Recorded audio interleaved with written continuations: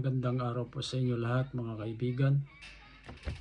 Pag-aralan po natin ngayon ay ang tunay na ebanghelyo ng kaligtasan. No? Ano ba ang totoong ebanghelyo kung tungkol po sa kaligtasan ng pag-uusapan? No? Manalangin po muna tayo. Manaming Diyos sa langit, salamat po sa inyong salita na nagbibigay linaw sa aming isipan. Tulungan niyo po kami sa ngayong araw nito upang pag-aralan ang katotohanan ng kaligtasan. Buksan niyo po ang aming puso at isipan upang maunawaan namin ang inyong biyaya. Sa pangalan ni Jesus. Amen. Thank you, Lord. So, ang topic po natin ay ano ang tunay na ebanghelyo ng kaligtasan, no? Mga kapatid, ang pag-uusapan natin ito ay napakahalaga, no? Dahil ito po ay tungkol sa ating kaligtasan, no? Dahil ang kaligtasan po ay sa pamamagitan lamang ng pananampalataya, no, kay Kristo Jesus at sa tinapos ni Kristo sa cross ng Kalbaryo, no? Ano ba talaga ang nagliligtas sa tao? Ito ba'y religion? Mabuting gawa ba? Pagbautismo ba? O may malinaw na sinasabi ang Biblia dito tungkol sa tunay na kaligtasan? Una-una po, ano ang tunay na ebanghelyo? Ang sabi ni Apostol Pablo sa 1 Corinthians chapter 15 verse 1 to 4, ang sabi niya dito, mga kapatid, ipinaalala ko sa inyo na ang ebanghelyong ipinapangaral ko sa inyo na sa pamamagitan naman nito ay nangangaligtas kayo, no? Sapagkat ibinigay ko sa inyo una sa lahat ng aking tinanggap na si Kristo ay namatay dahil sa ating mga kasalanan ayon sa kasulatan. At siya'y inilibing at siya'y muling binuhay ng ikatlong araw ayon sa kasulatan. So ang punto dito ni Apostol Pablo ay ang ebanghelyo na nakapagliligtas, no? Kasi kung babasahin po natin dito sa umpisa, ang sabi niya dito, mga kapatid, ipinaalala ko sa inyo ang ebanghelyo na ipinangaral ko sa inyo na sa pamamagitan naman nito ay nangaliligtas kayo, no? So, namatay si Kristo, inilibing at nabuhay muli, no? Hindi sinabi ni Apostol Pablo na magpabautismo muna kayo. Gumawa muna kayo ng kabutihan. Mag-declare muna kayo. Ang focus ay ang ginawa ni Kristo sa krus. Yan ang punto niya dito, no?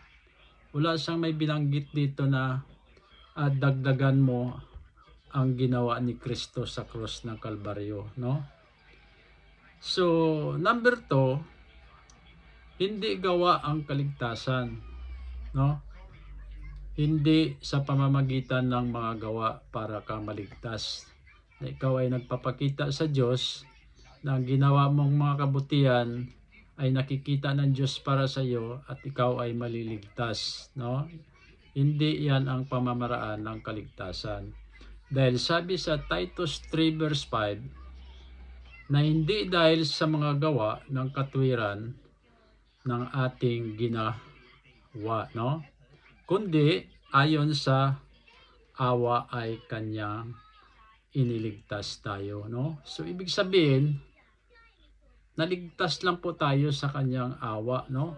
Hindi po sa ating sariling mga gawa. Napakaklaro po ng verse na ito na hindi po sa pamamagitan ng mga gawa ang tao ay maliligtas. Dahil ang tao po hindi perpekto at hindi niya po maabot ang kaluwalhatian ng Diyos, no? Dahil ang Diyos ay perpekto, no? At dahil sa kaligtasan na hindi kasama ang gawa, dahil lang po sa pananampalataya, ikaw po ay maliligtas. Hindi po ito pinapadaan sa anong klaseng ritual, bautismo o anong klaseng ritual para ikaw ay maligtas. At hindi po ito dinadagdagan ng gawa. Ano bang sinasabing gawa dito, no? Kasi baka hindi naintindihan ng mga ibang pastor o sikta, na ang faith, pag dinagdagan mo ng gawa, ito ay perverted gospel ang sinasabi ni Apostol Pablo. Ang gawa po, tumutukoy ito po sa mga rituals. Katulad ng water baptism, no? Ang water baptism, yan po ay gawa na. Ibig sabihin, ikaw mismo ang gumagawa, nagpe-perform, no? Dinadagdagan mo po ang panampalataya. Instead na manampalataya ka lang, dinadagdagan mo. Ibig sabihin, hindi ka pa kontento doon sa ginawa ni Kristo sa cross sa iyo, no? So kailangan mo talaga dagdagan. So yan ang sinasabi ni Apostol Pablo na may sumpa, hindi na po siya biyaya kasi dinagdagan mo na ng gawa, no? So ano sabi sa Ephesians 2 verse 8 and 9? Sapagkat sa biyaya kayo ay nangagligtas sa pamamagitan ng pananampalataya, hindi sa mga gawa, no? Napakaliwanag na ang kaligtasan ay sa pamamagitan ng mga gawa, sa pamamagitan lamang ng pananampalataya. No? So, maliwanag na hindi sa gawa, hindi rin sa religion at hindi rin po sa ritual na pamamaraan, kundi sa biyaya lamang ng Diyos. Dahil po ang biyaya ay tinatanggap lang po, regalo lang siya, tanggapin mo lang, wala ka ng ibang gagawin kundi mananampalataya. Kapag dinagdagan mo ang biyaya ng gawa, hindi na siya totoong gawa. Siya ay perverted gospel na. Kasi po, iba ang gospel ni Apostol Pablo. Ang gospel ni Apostol Pablo ay nagpipreach lang po ng faith alone, Christ alone.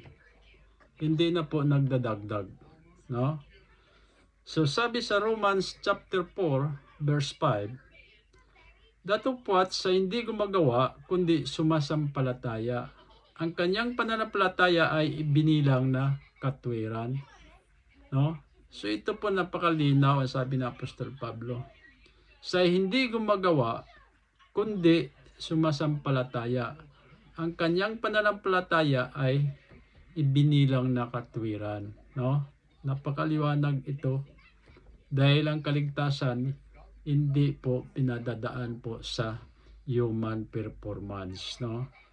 So ang paliwanag dito, hindi po ginagawa, no? Hindi gumagawa dito na ikaw ay para maligtas, no? Para lang ang tao ay makumbinsi na gawin mo ito, sundin mo ito para ikaw maligtas. Hindi po yan, no? So ang kailangan mo lang ay mananampalataya. Faith alone, walang halo, no? Hindi kailangan ng declaration, ritual o anumang klaseng proseso na pinapakita mo sa harapan ng Diyos na para ikaw ay maligtas. So number 4, ang resulta ng kaligtasan, no? Ano ba ang resulta ng kaligtasan? Sabi sa Ephesians chapter 1 verse 13, pagkatapos na kayo'y magsisampalataya, kayo ay tinataka ng Espiritu Santo ng pangako, no? So pagkatapos mo naman na napalataya, ikaw po ay automatic silyado ng Holy Spirit, no? Sigurado ka na, saved ka na. Hindi pansamantala kundi secured forever, no? Ang kaligtasan mo. Yan ang pinagkaiba ng gospel ni Apostol Pablo, no? So, may warning po dito, no?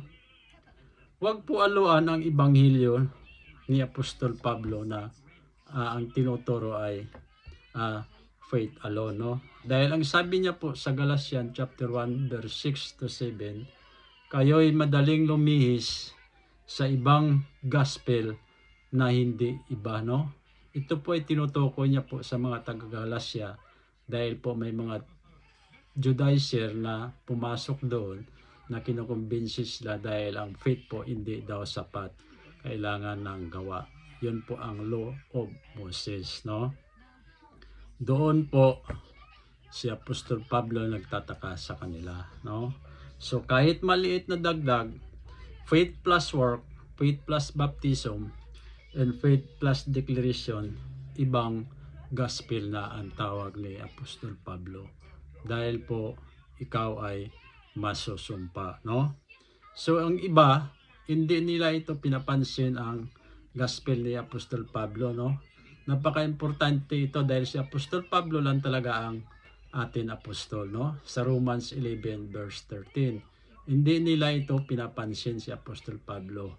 Ang pinapansin nila, binibigyan na pansin ito ang Acts 2 at saka yung Matthew, Mark, Luke, Indian, no? Hindi nila kasi naintindihan ang prophecy at mystery na sinasabi doon sa Biblia, no?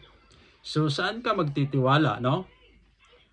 Kasi po, once na magtitiwala ka sa sarili mo para ka maligtas, hindi mo maabot ang requirements na Diyos para sa kaligtasan. Dahil umpisa pa lang makasalanan ka na, no? Hindi mo maabot. Hindi ka perfecto, no? Saan ka magtitiwala? Sa sarili ko? Sa gawa ko? Sa religion? O sa ginawa ni Kristo na ikaw ay maligtas, no? So, mga kapatid, ang kaligtasan ay hindi pinaghihirapan. Hindi rin ito ina-active. Hindi ito dinideclare para gumana, no? Dahil ito ay tinapos na ni Kristo sa cross ng Kalbaryo. Sabi sa Ephesians 1 verse 7, na sa Kanya ay mayroon tayong katubusan sa pamamagitan ng Kanyang dugo, ang kapatawaran ng ating mga kasalanan, no? Napakalinaw, no? Kasi po marami ngayong mga pastor, hindi ko naman nila lahat, na ang kanilang teaching ay talagang halo, no? Hindi nila naunawaan ang gospel ni Apostol Pablo at ang gospel ni Apostol Peter, no? Ang gospel ni Apostol Pablo sa 1 Corinthians chapter 15 verse 4, ginagawa nila itong gospel. Pero hindi sila kontento, sasamahan nila ng gospel ni Apostol Peter sa Acts 2 verse 38. So yan ay halo na siya, no? Hindi na siya totoong gospel kasi hinalo mo na ang dalawang gospel, so hindi na siya solid na gospel. Ang kaligtasan ay hindi nakabase sa ginawa mo, kundi nakabase sa ginawa ni Kristo. Maniwala ka at magtiwala sa ginawa niya at ikaw ay maliligtas, no? Salamat po sa nakikinig. Salamat po sa salita ng Diyos. God bless po sa inyo.